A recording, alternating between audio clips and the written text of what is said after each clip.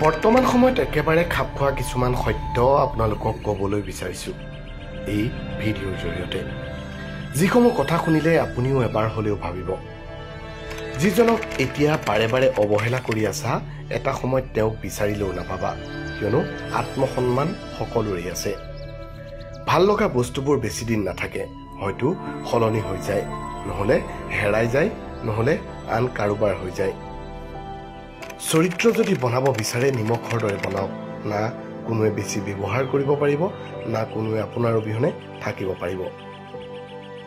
মানুহৰ সকলো কথা যদি মানি লোৱা, তেতিয়া তুমি সকলোৰে ওচৰত বহুত ভাল হ'বা, আৰু যদি উচিত কথা কোৱা, তেতিয়া সকলো মানুহৰ ওচৰত তুমি বেয়া হ'বা।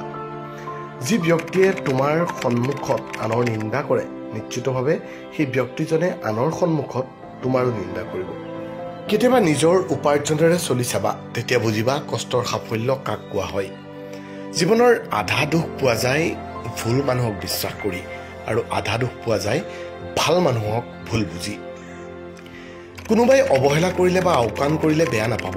মনত ৰাখিব, সকলোৰে দামী বস্তুৰ যোগ্য নহয়।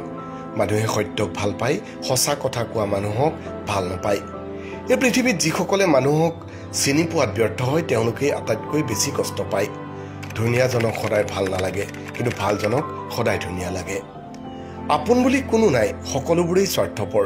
সকলোৱে কিবা নহয় কিবা এটা স্বাৰ্থ লৈহে আপোন হোৱাৰ অভিনয় কৰে। মানুহে কাৰোবাক প্ৰশংসা কৰিলে কম মানুহে বিশ্বাস কৰে, কিন্তু কাৰোবাৰ বদনাম কৰিলে প্ৰায় সকলোৱে বিশ্বাস কৰে।